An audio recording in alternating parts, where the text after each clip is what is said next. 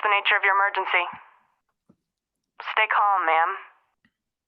Help is on the way.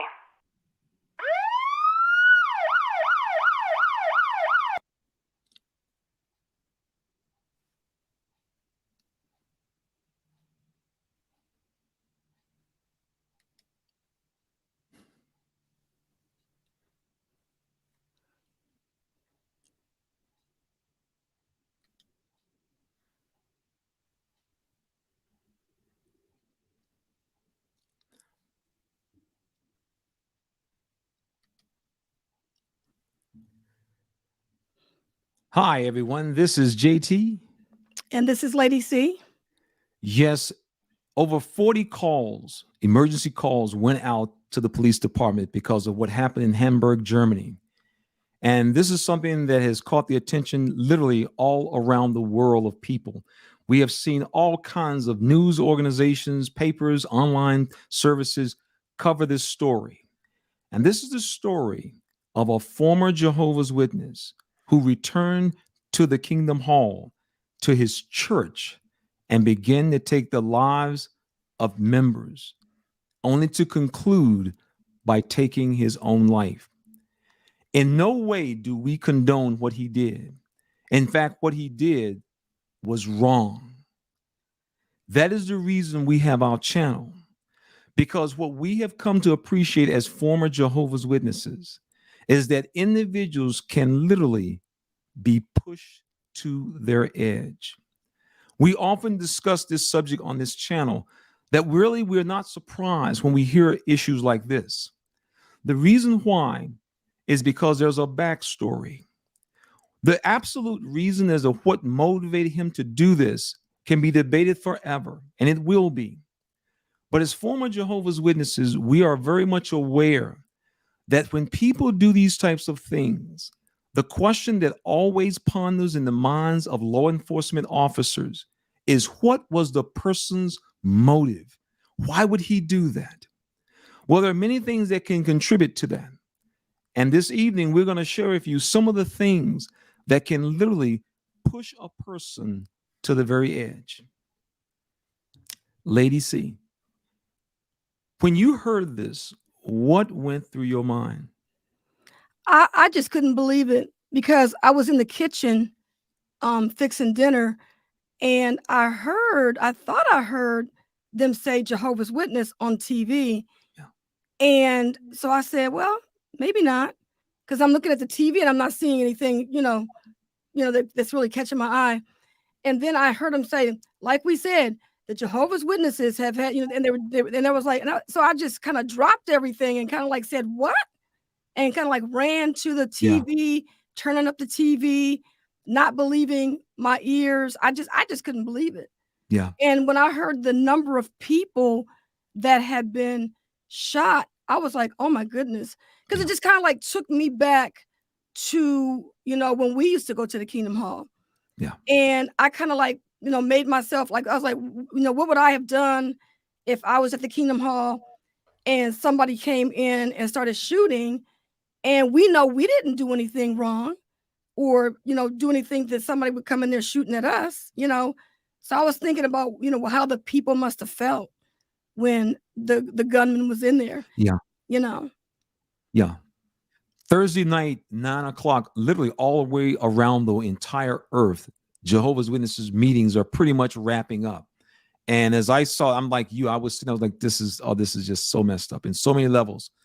But when you take a step back, as I mentioned before, people often ask, what is the motive? Why would someone do that? Well, one of the things that we found out about this individual is that he is a former Jehovah's Witness. He has disassociated himself. And as former Jehovah's Witnesses, we have a very clear idea of what that does to people. It impacts people's emotional state. The way in which the Jehovah's Witnesses do shunning, if a person does not get control of himself or is not able to get the necessary help, this is the type of things that a person can be pushed to do. We personally have dealt with people over the years who have also taken their own lives. And we see this very interesting commonality, and that is they are going through this shunning process.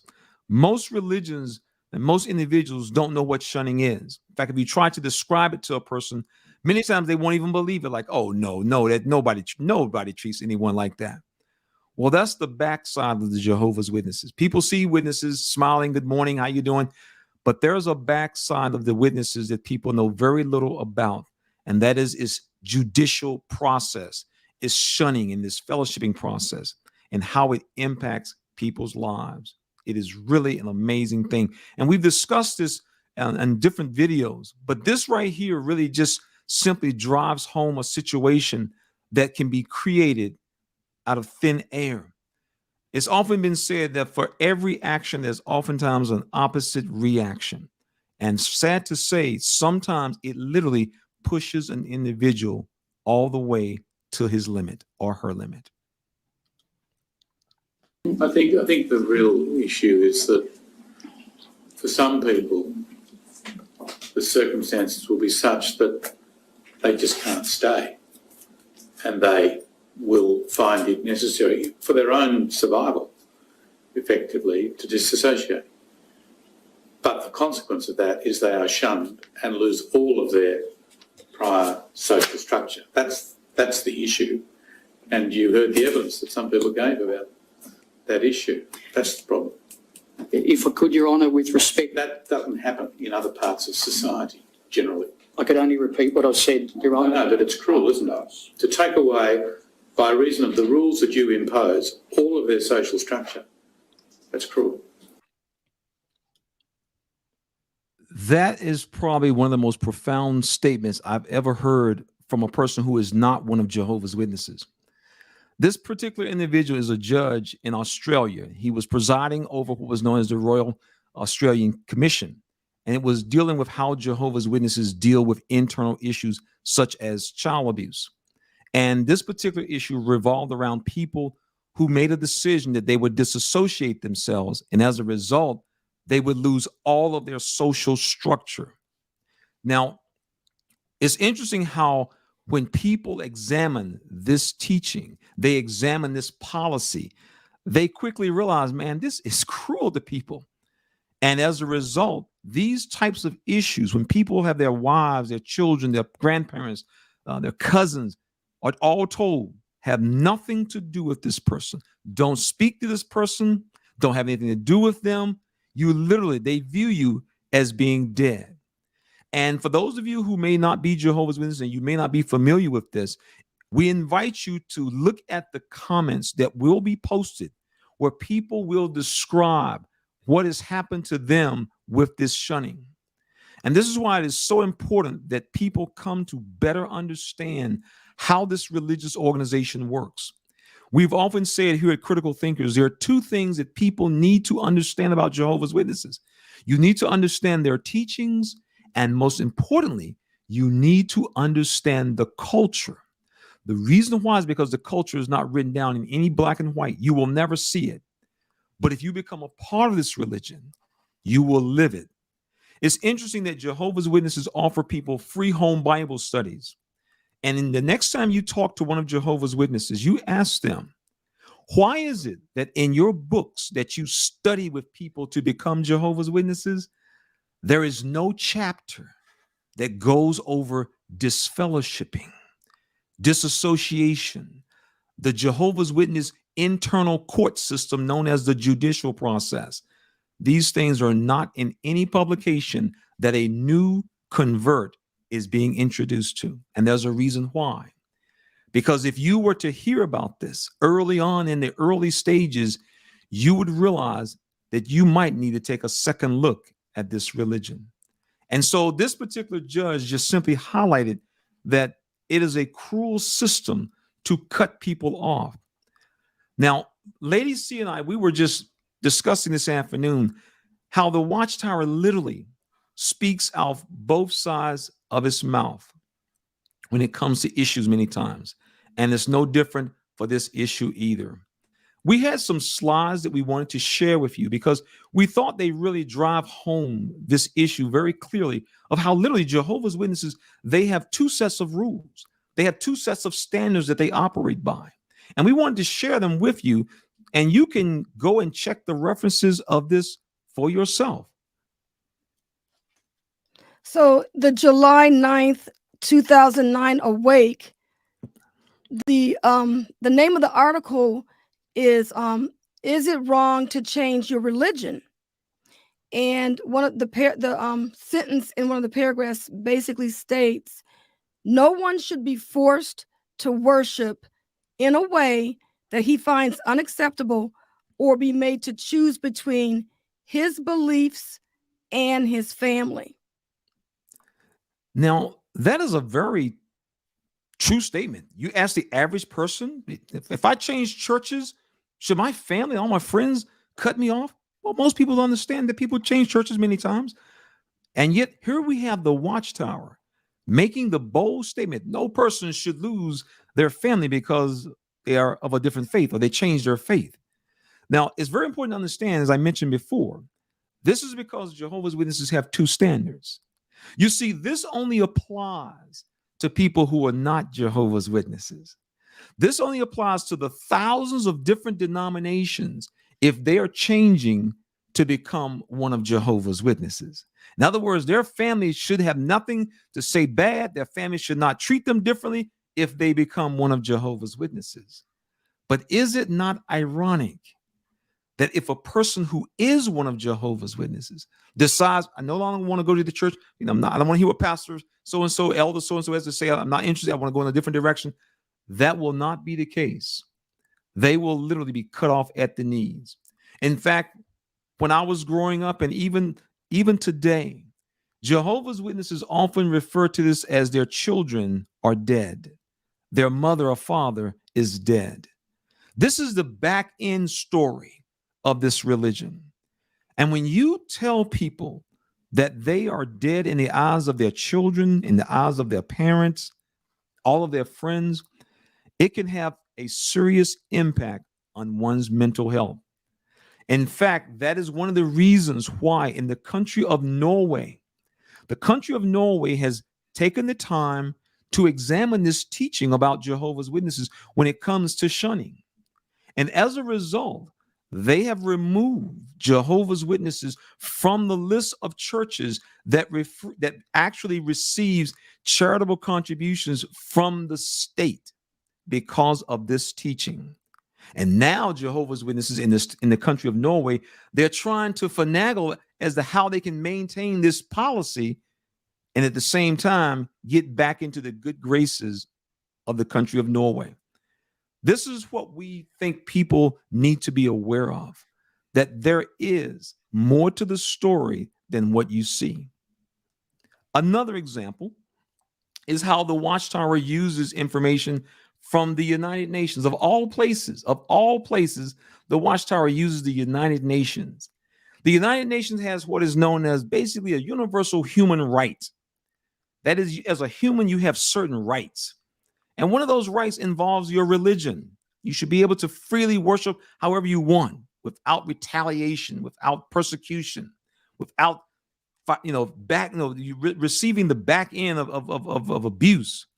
Well, once again, we see how the Watchtower declares this in their publications. People should have the rights, but that only really exists if you're becoming one of Jehovah's Witnesses. Your family and friends, how they should treat you, it reverses when you're leaving the Jehovah's Witness. And this is what drives people literally, as we have said too many times, to the edge. We personally have dealt with people. We had an individual a few months back. He had left this organization because he could not continue to put up with the things that he saw going on. And as a result, all of his family and friends were told, cut him off. The sad part is we had talked to him just 2 weeks before, and then we got a phone call.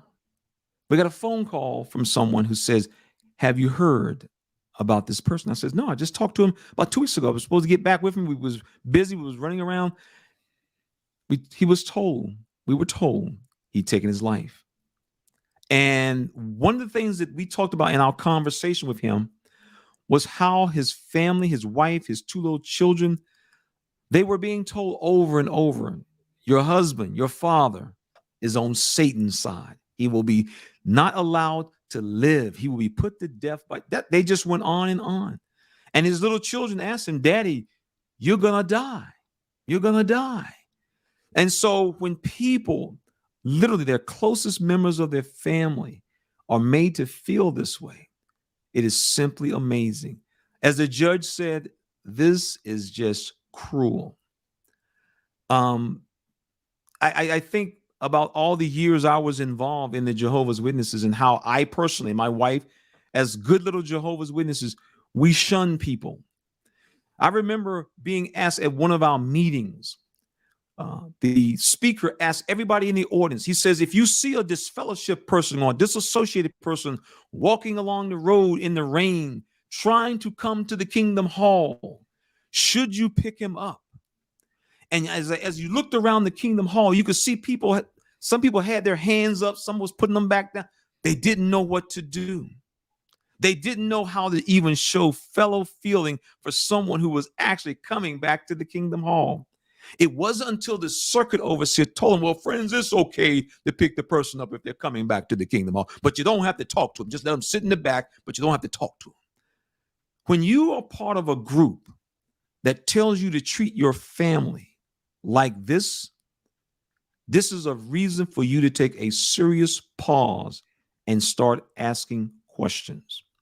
Throughout the Watchtower publications, they often cite experiences of individuals who begin to come to the Kingdom Hall of Jehovah's Witnesses, and their families may say something about them doing that. And the Jehovah's Witness is very quick to tell them, you see, they are persecuting you. They are persecuting you. All because they asked the person to take a second look. So this process of disfellowshipping and disassociating, these are two things that this organization does. And in many countries around the world, many governments are very concerned because of the mental health condition that it leaves people in, and it's not good. So ladies, see, let me ask you, when we look at articles that were actually part of the UN Declaration on Human Rights, we see it lets us know that as a human, you have a right to be able to worship freely. These are the articles that actually show up in the Watchtower. These are the quotes that the Watchtower will often use, but it doesn't apply to anybody at the Kingdom Hall. And that's what makes it so sad. Makes it so sad. Any interesting comments, Lady C, from some of our visitors this evening? Oh, let me take a look and see, because I haven't even had a chance to even look over here. Yeah, we want to thank everybody for getting together for this evening and sharing your comments. We've seen many people make the point that this is very, very unfortunate in terms of how the Watchtower sometimes will often use cases just like this. They will not answer the question, though. Why? What drove this person to do that? That's the question. Go ahead. I'm sorry. The one question that came in was about a person that said that the gunman denied the people murdered an opportunity to wake up, leave the organization, enjoy their years on this planet. So I thought that was kind of interesting.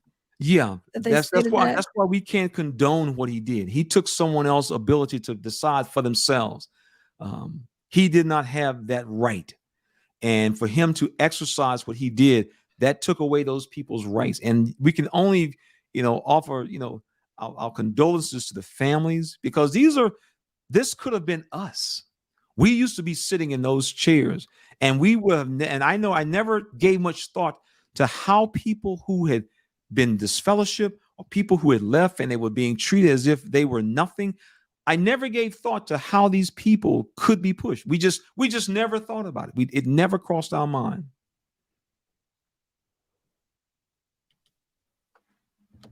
And then someone made the comment that Watchtower will never admit to the cruelty and evil of shunning. But we got to remember that if they actually did away with shunning, the religion would no doubt crumble, because then people could freely talk about what they like or they don't like, or what they've learned about the organization. Yeah, There are so many people right now who attend Kingdom Halls all around the world. If it was not for the fact that they would lose their family, they would leave today. And this is the whole point that the Watchtower made in their own quote. No person should have to choose between belief and family. Yet every person who is one of Jehovah's Witnesses who even thinks about leaving this religion, he has to stop and pause because he will lose his family. Let me give you just a simple example.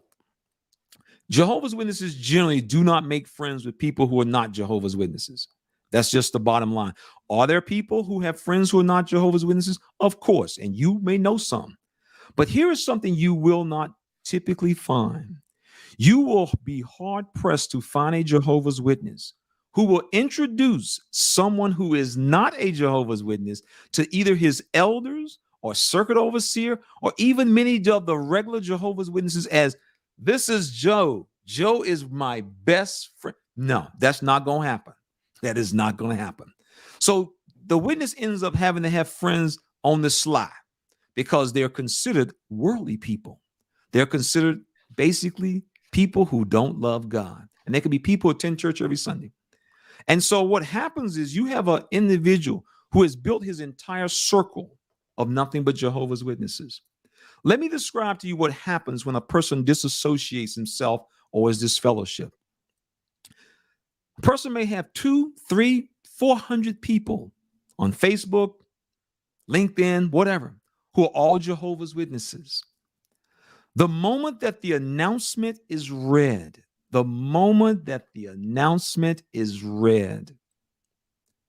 it begins.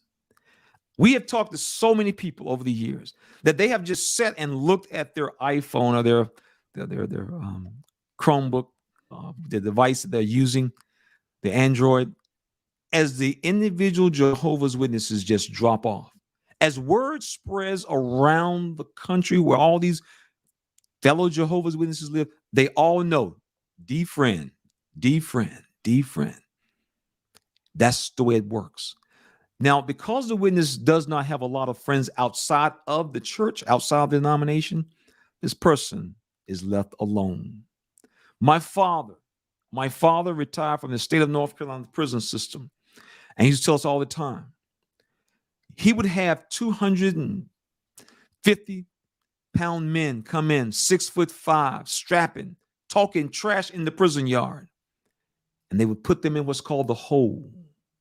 And once they put them into the hole, they're isolated. They have no one to talk to, no one to be around.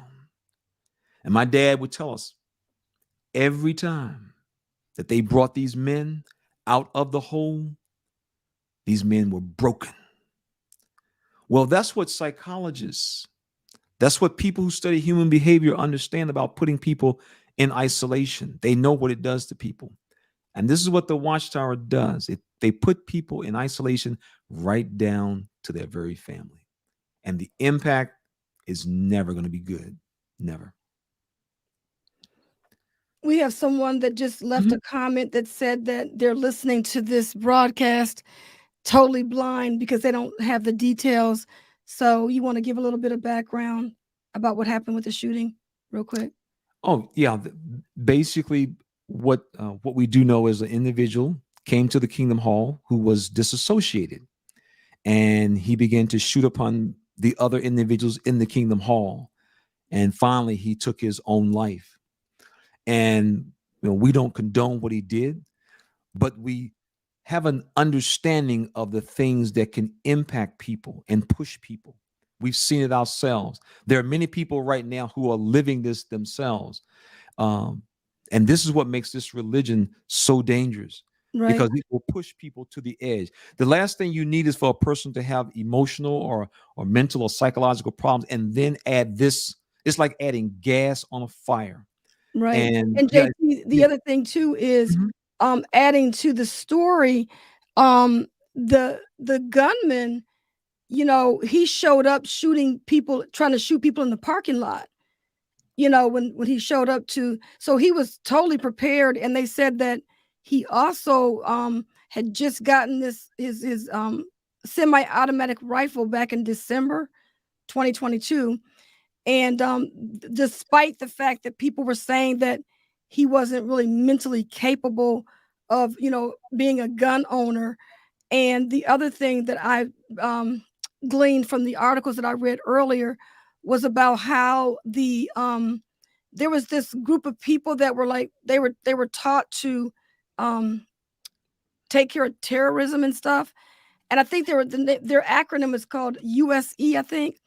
And so it just so happened that they were in the area when the first phone call came.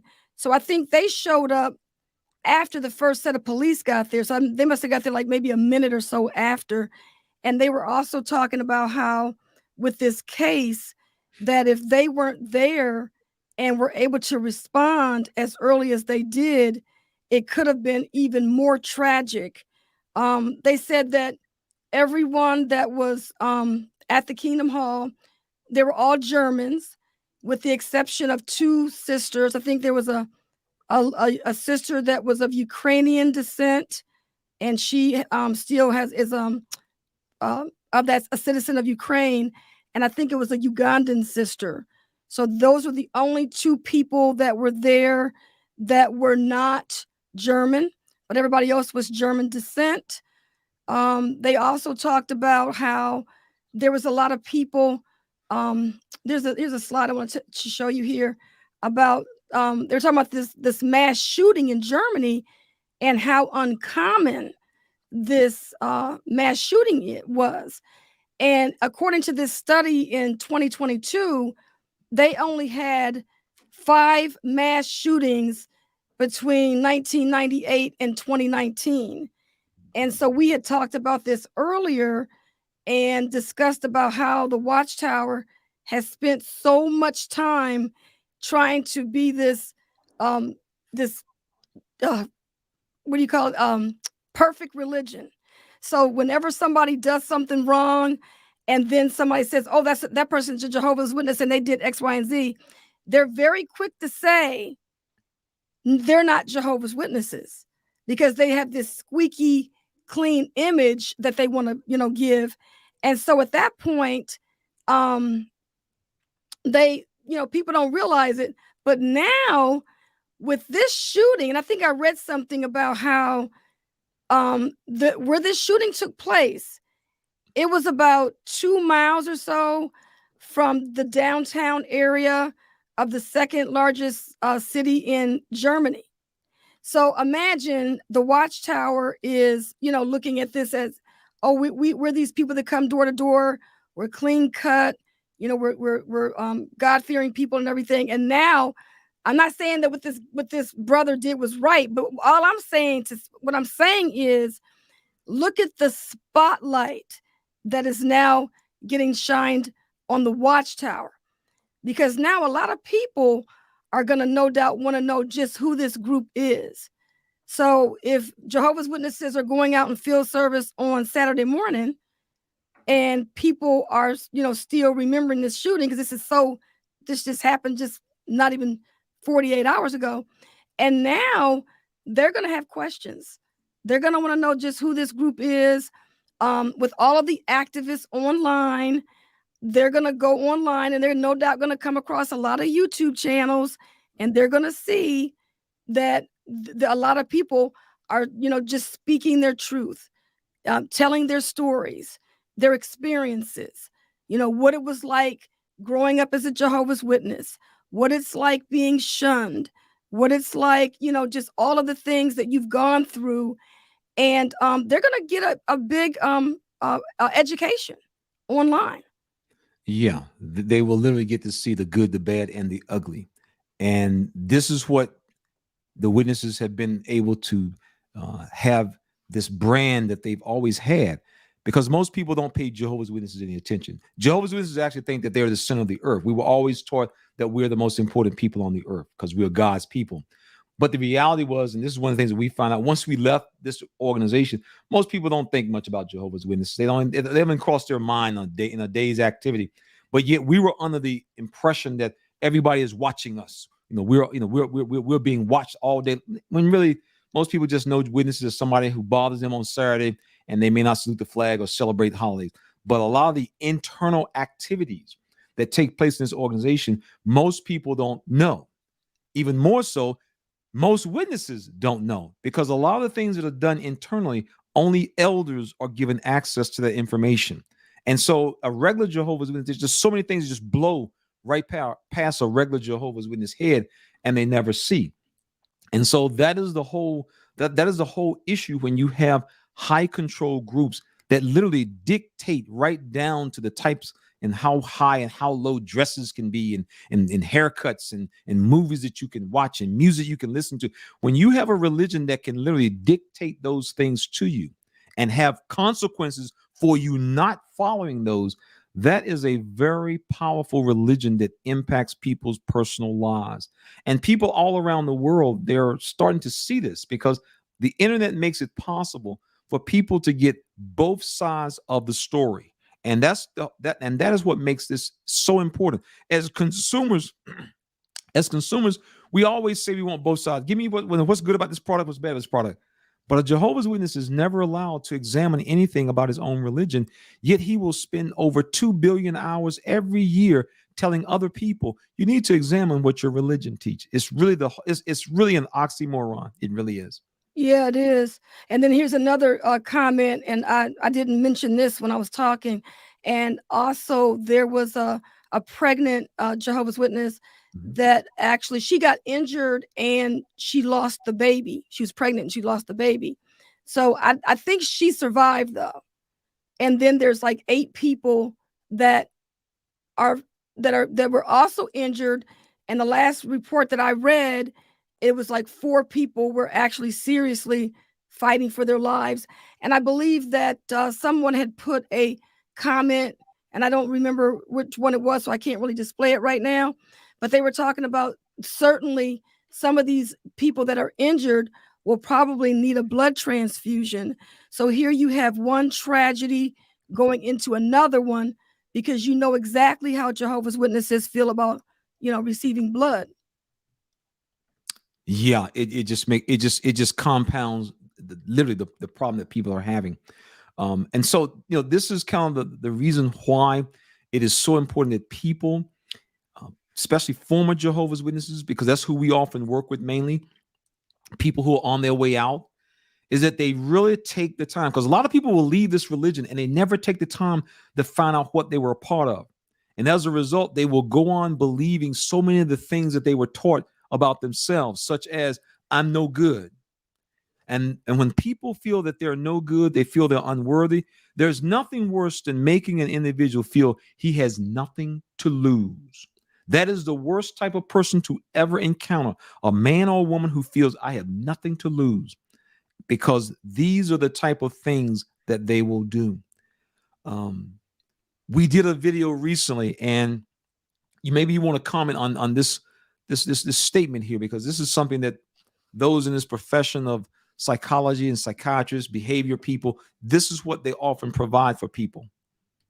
Yeah, so we recently did a video about the murder suicide in Colorado, and we also did a mental health awareness, and that was another reason why we wanted to come out tonight, because we feel like this is like a public service announcement. And really, because like we had family members calling us today that are not Jehovah's Witnesses, that were actually asking about this situation with this shooting in Germany, because a lot of people, a lot of newspapers are carrying this. And so this is making worldwide news. And so in that video that we did, where we were talking about that murder suicide in Colorado, we talked about how the mental health industry basically gives you different questions that people can, go through to determine whether or not a family member or friend or whoever is, suicidal. And one of the warning signs was withdrawal from friends, family, and community. Yeah, which is ironic, because in the Jehovah's Witness religion, it is exactly the opposite. You see, the family, the friends, the church community, they withdraw from the person, leaving them literally high and dry. And that is what we try to help people. You know, we have been talking to people for many, many years. We have been part of the former Jehovah's Witness community for years because we have seen what people are going through. And that's why it's so important that people understand. Once you understand that basically we end up working for a book publishing company, it will give you an entirely different perspective on what you should now do with your life. Because you will realize, I cannot believe I wasted all of this time. And it will help you to deal with this type of shunning, because then you're able to put this shunning into a certain perspective. There are so many people who they struggle with this. And there are so many people who are literally overcoming this. They are realizing they may not have their family. They may not be able to speak to their family for the rest of their life. And they have come to a personal resolve. And once you come to that personal resolve, then you are able to do better. You're able to keep your mental health in a balanced approach, because if not, it will push you literally off the edge of the bridge. And that's not what people want. That's not what you want to do. Exactly. And there's another comment that I think that is so appropriate, because these are the comments or the emails we receive all the time. And the individual Cookie Dough, so sorry, Cookie Dough, for what you're going through, says, my family does not love me, and they have been away from me for 48 years and could care less about me. My dad is an 80-year-old elder. So we get so many emails from people letting us know about, the same situation. In fact, I just met a young lady last week, and she told me that, she's been estranged from her mother for years. And I asked her, I said, well, when's the last time you saw, your mother? And she said she saw her mother at her funeral. So they never connected. They never reconnected after, she left. So, and these stories can be repeated over and over. Yeah. Yeah. And we want to thank everybody for the support and your donations. Thank you so much for the super chats. Thank you so kindly. But I just want to share just a personal experience. This is a personal experience. I just had a cousin who just passed about 2 weeks ago. She was disfellowship since she was in her teenage years. She passed in her 60s. Her 60s. She has been shunned and cut off by her family ever since then. Every now and then they would show some light, show some affection, show some feeling. But see, I used to talk to her. And I used to tell her, I said, you got to let it go. You got to let it go. She has a father who's an elder. She has a brother who's an elder. And what is so sad about this just to show you just the back end of this religion. Her father who's an elder, her brother who's an elder. They, in a typical congregation of Jehovah's Witnesses, you have 5 elders in a typical congregation. Because they are elders in the congregations that they serve in, they cannot, listen to me carefully, they cannot turn to their fellow elders and say, I've lost my daughter, or turn to their fellow elders, I've lost my sister. And those elders say to them, who they've been knowing for 15, 20, 30 years, they've been serving together, sorry to hear about that, bro. You just tell us where and when. We with you. Anything you need, we're going to give it to you. Because as Jehovah's Witnesses, they cannot do anything if a person is disassociated or disfellowship. That is why Jehovah's Witnesses view their family members as if they are dead. And before she passed, it's very unfortunate, she actually went to her grave. Her parents don't know nothing about it. And when they see this video, they're going to be like, oh, I ain't know that. We talked. Me and my cousin talked. I told her, I am proud of you.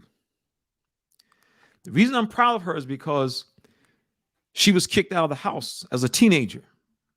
Okay? She struggled as a teenager living in New York City. But because they love the friends, They love the religion more than they love their child. She was on the street. And I told her, you got to let it go. You have done very well for yourself. You're married to a good husband, and you have 2 wonderful, beautiful children.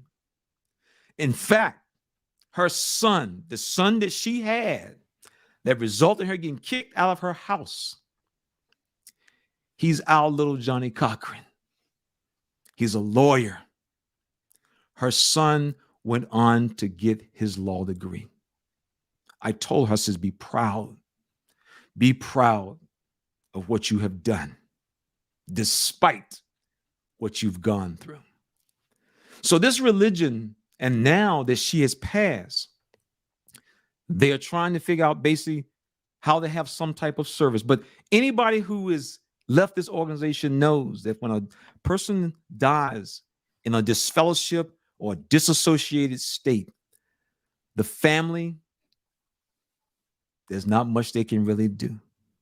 Not much they can really do. And this is probably the saddest part, because we have talked to so many people who did not even find out that their loved ones, their mother and father, were dead until they read it in the newspaper. This is what this shunning does. This is the love. Can you imagine you find out your mama and your daddy died 2 weeks later because you read it in the newspaper, because your brothers and sisters and your relatives who are Jehovah's Witnesses didn't call you? This is what shunning does to people. It literally can push people to the very edge. And it's really what I find about the disfellowshipping is the way that the Jehovah's Witnesses make you feel when you're disfellowshipped, because they make people feel like they've just created, like let's say, for instance, if you go on your job and you're working and you're getting like outstanding reviews, you're getting a like your performance evaluation. Yeah, evaluation, yeah. Mm-hmm. And you're there, you're getting outstanding. Everybody in your job, they love you for what you're doing.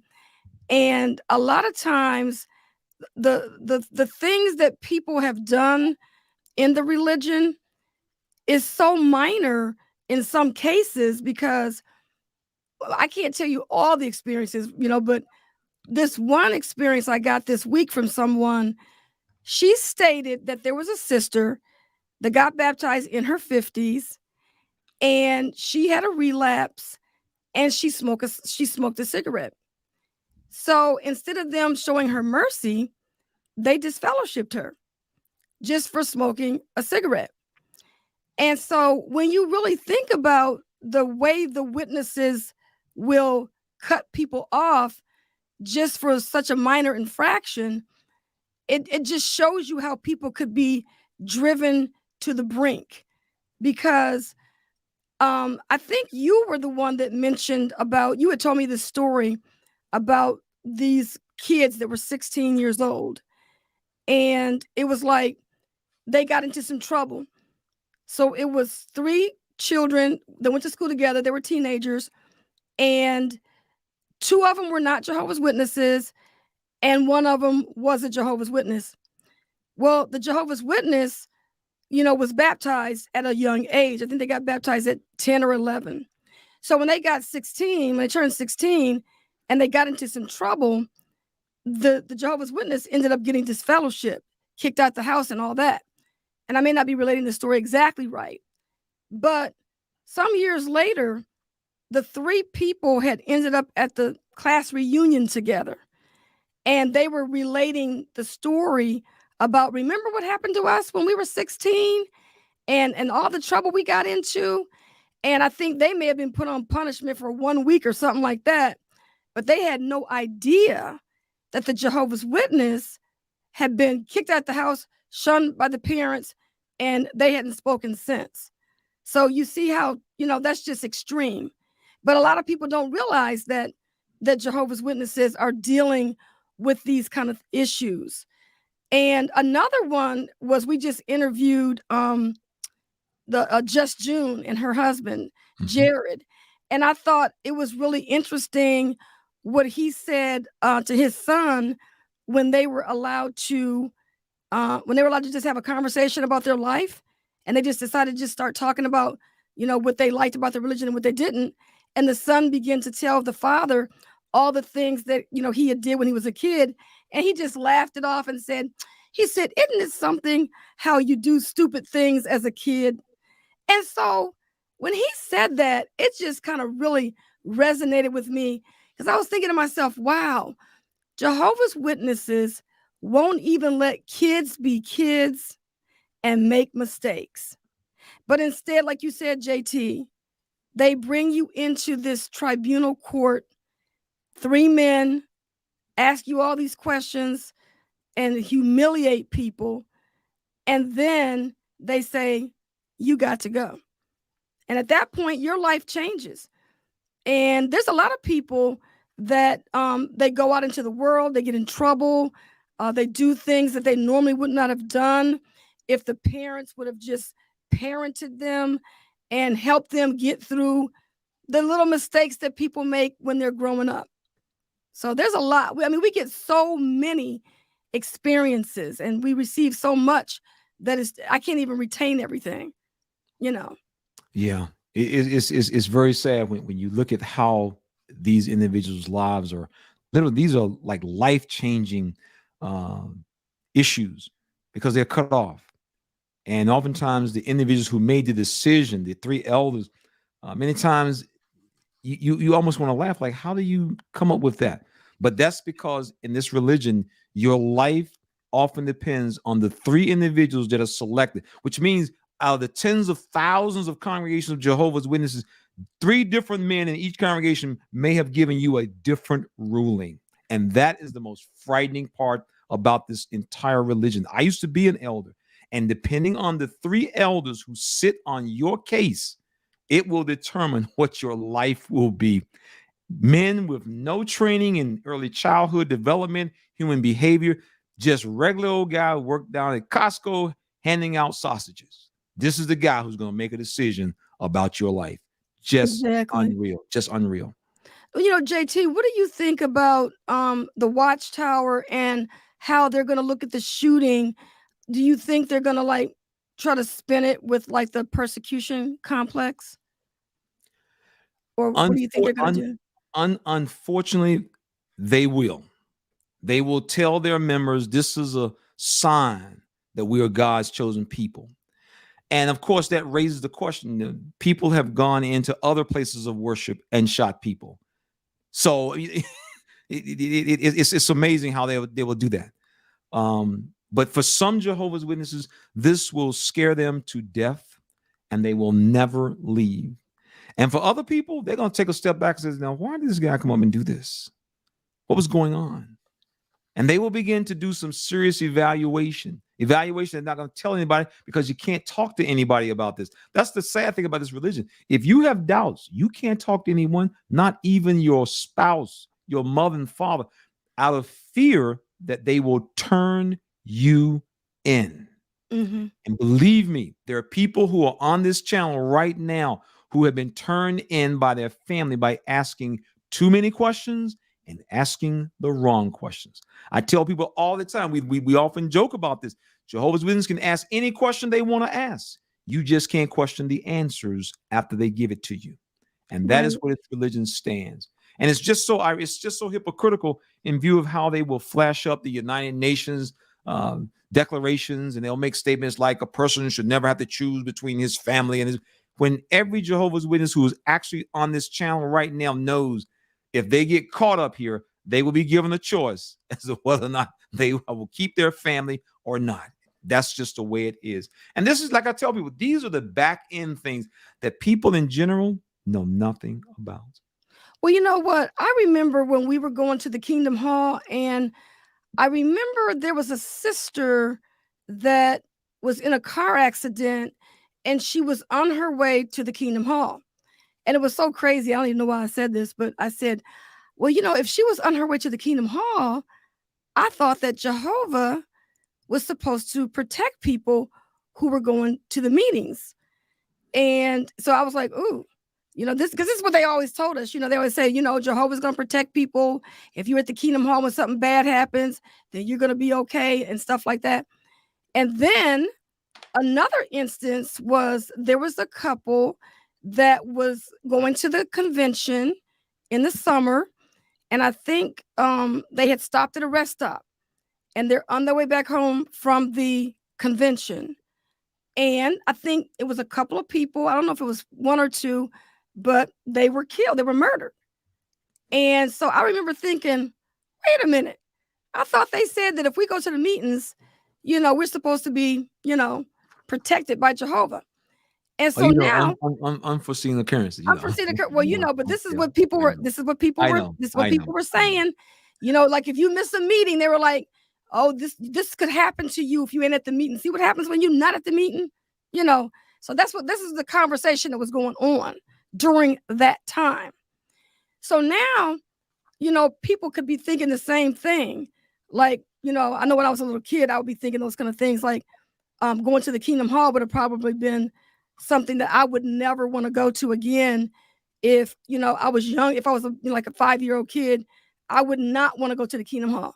Yeah, if I would have found out that this was, happening in the Kingdom Hall, I would have been like, I don't care what Kingdom Hall it is, I don't want to be there. Yeah, very tragic for the kids. It'd be very, very tragic for kids. Yeah. And so that's the scary thing about it. But the other thing is, I was going to say something. I forgot what I was going to say. There's just so much information coming at me. We also get emails. Mm-hmm. I don't know if you covered this or not. And we get messages from people asking us, should I disassociate? Mm-hmm.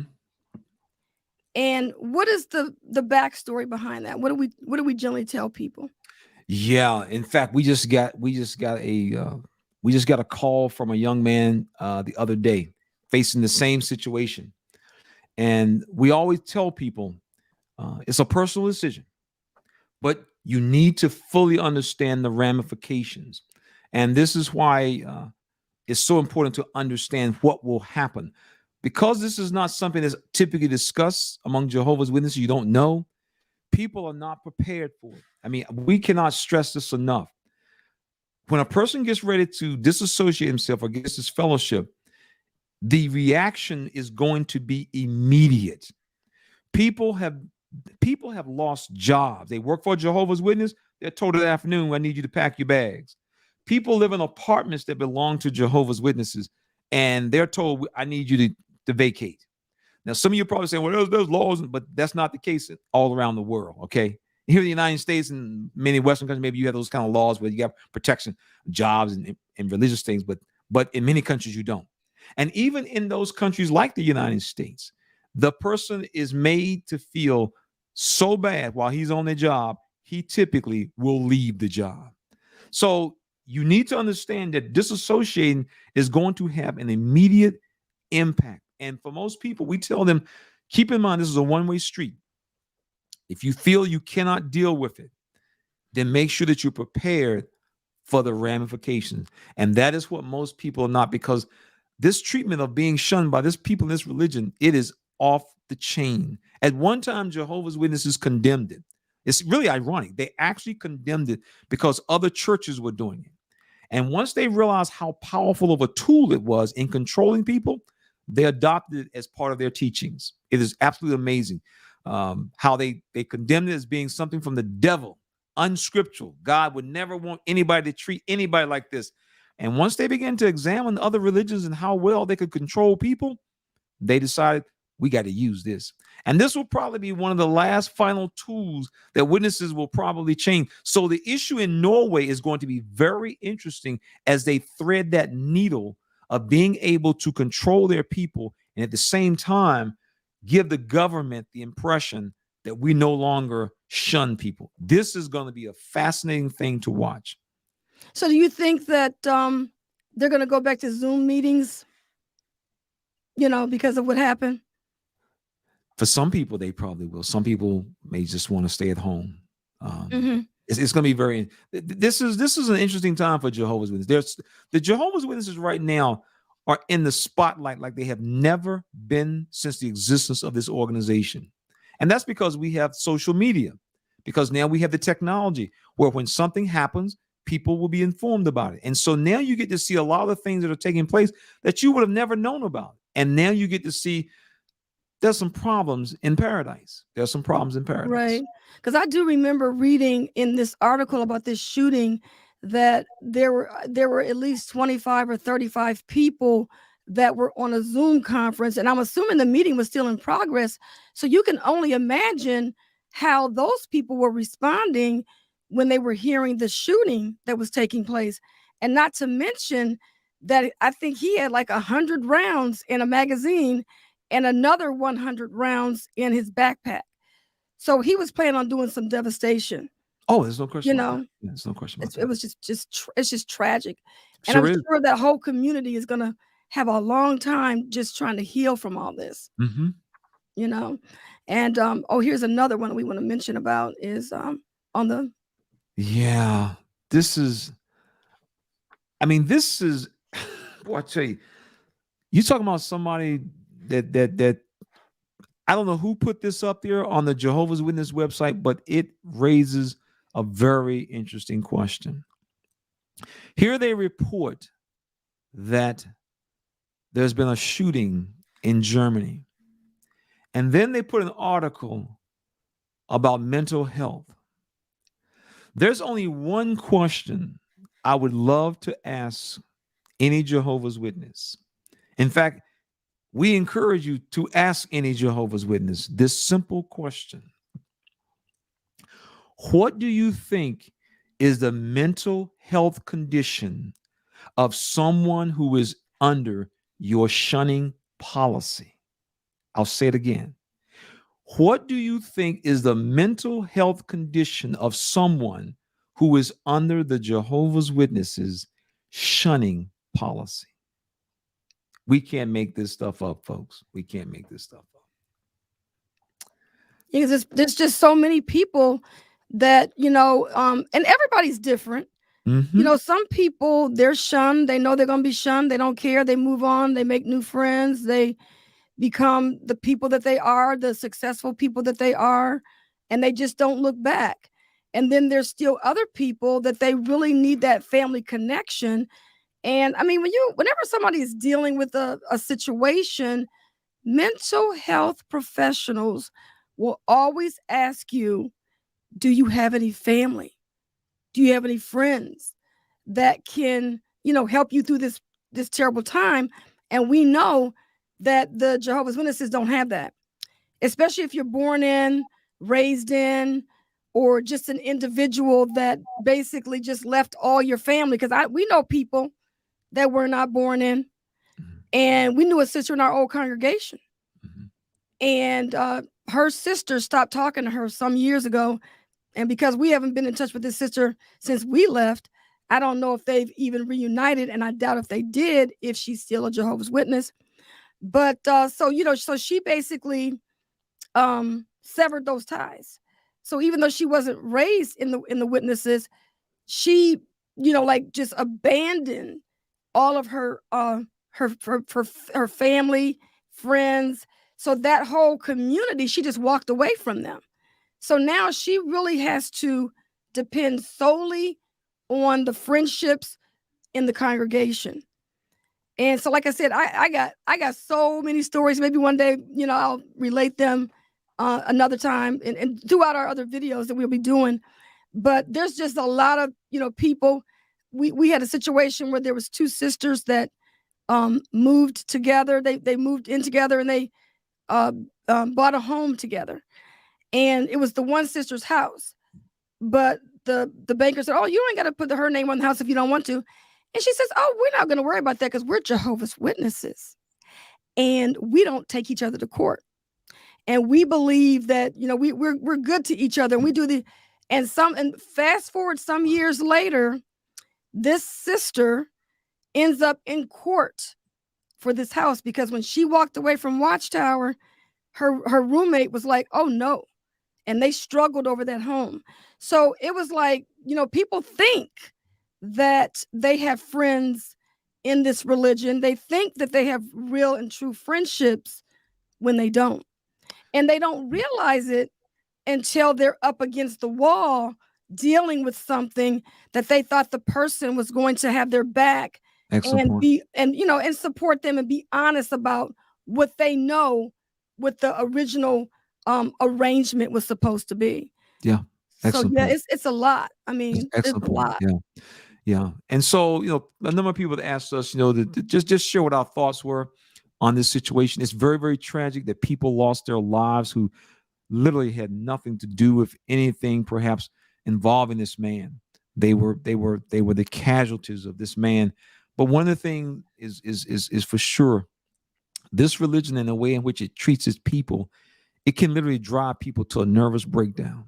And that's not an excuse, but it does give you insight. As we mentioned at the very beginning, one of the questions that law enforcement often asks and people want to know, what was the motive? What was behind it? What was what influenced this person?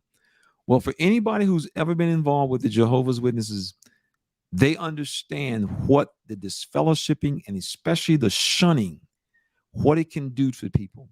And unfortunately, it is not pretty. It is not pretty. Any closing thoughts, Lady C? I think I've said a lot. But I mean, we could talk forever on this topic because there's just, since we've been out on YouTube for the last 10 years, I mean, we've got like probably 1,000 emails that I haven't even read because and I try to tell people we just get so many. Oh my goodness, we're getting through the emails. We get a lot of people asking us to tell their story. We'll probably be offering more panel discussions in the future because it's so hard just doing one-on-one interviews.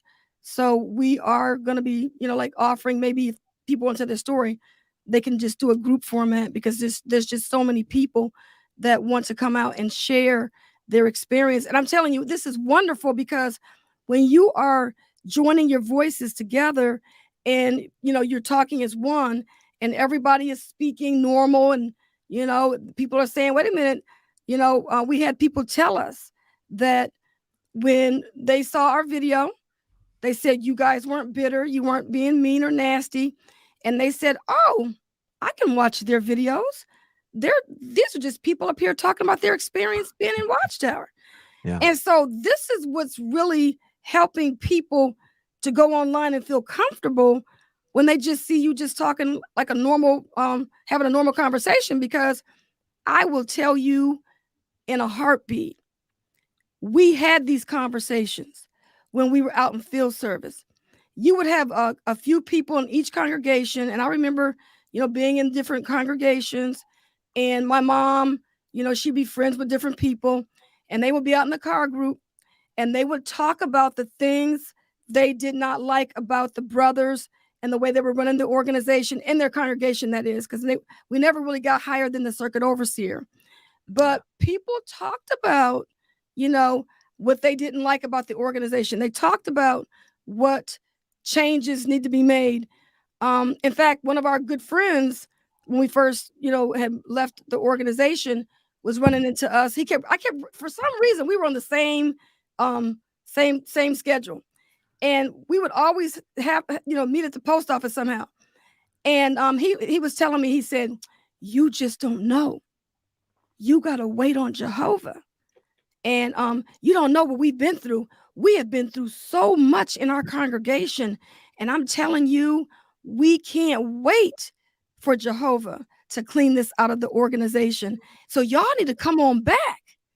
And I told him, I said, no, we're not coming back. That's why we left. We won't be coming back. Because there will not be any cleaning out in the congregation, right? He's not going to clean that out in the organization because that's not his organization. This is a business. We sold books. We sold books. Right. That's all it is. So, yeah. Book publishing company masquerading around as a religion. That's all it is. Exactly. But we want to thank all those who were here, the comments. Thanks for sharing all your comments. That is so important. Thanks for your support, the super chats. We appreciate everybody. We believe that it's very important that people let their voices be heard. And this is why we challenge all of you. If there's nothing, people say, well, JT, I can't get on the camera. Fine, we got that. We know that. Okay, that's cool. That's cool. But I will challenge you to do this. If there's nothing else that you do, leave your voice and your testimony behind. Help get with your grandkids, get with your older kids, whoever. Set your little iPhone, your little Chrome, your little Android up. I'm not, no, I love iPhone. Set your little Android up and just tell your story. That's all. And post it on YouTube so that when you and I are no longer here, our message will resonate with somebody. Somebody's going to hear your story and say, you know what? That is me. And they will see that you were able to get out of this religion, get out successfully. But more importantly, as we often have been told, you will not leave unscathed. You will not leave this religion unscathed. There are going to be some scar marks. We got a question here from but when you do, you still can find a certain measure of happiness after you leave. What's the question? Go ahead. I'm sorry. The question is JT Lady C. Personal opinion. This is from Darth Magog. Shootings like this are more common in America. Do you think that this being an American religion influenced Philip the shooter? Nah, not at all. Because Jehovah's Witnesses don't look at their religion as an American religion. We recognize what it is. We recognize just a religion got started in Pittsburgh. But for Jehovah's Witnesses, they don't look at it that way. They look at it as a spiritual paradise on earth. All their brothers and sisters. Until you ask too many questions, then you find out just how much of a paradise you're in. And that's what happens. But no, they don't look at it that way. And then Exile says, as sad as these tragedies are, I agree with the Lady C that this will bring needed what did I just do? Bring needed focus on Watchtower.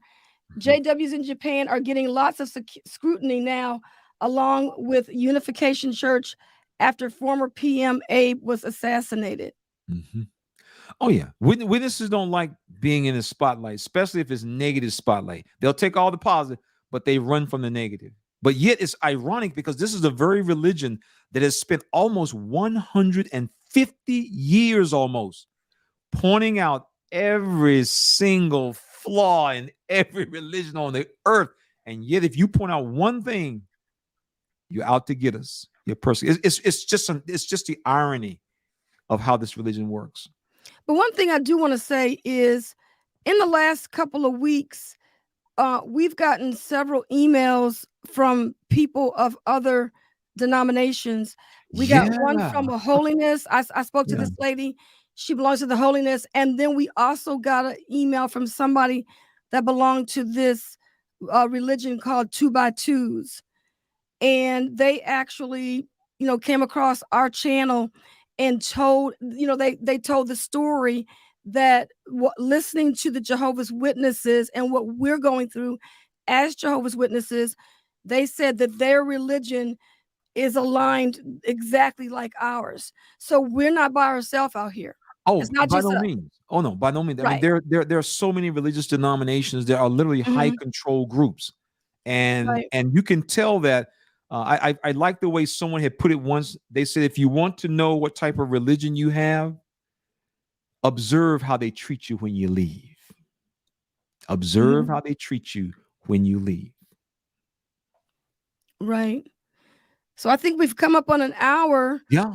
And we've really enjoyed coming out, sharing our thoughts on this situation. Again, we, our hearts go out to the families of this tragedy. Yeah. And we hope that we're able to reach people to let them know. I mean, we can't say this enough, that mental health awareness is so important.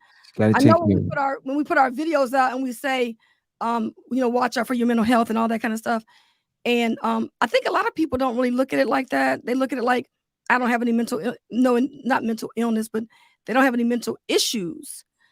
And sometimes, and one of my things, this is I just came up with this idea a couple of weeks ago. And my idea was everyone should seek a therapist when they're 18.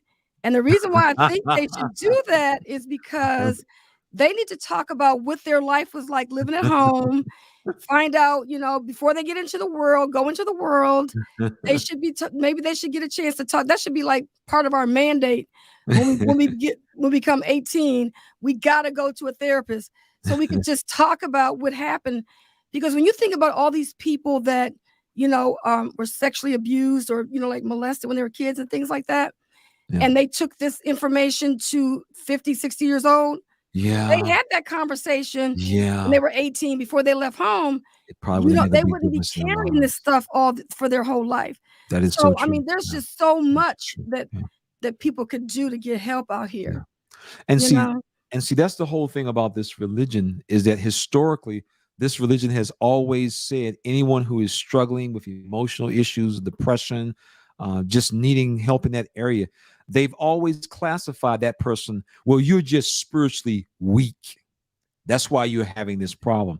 And that is what we now know was the craziest thing in the world. But we thought it was coming from God's channel, God's mouthpiece. And if they said that we're spiritually weak is why we're feeling the way we feel, then that must be what it is. And so that's what this religion does.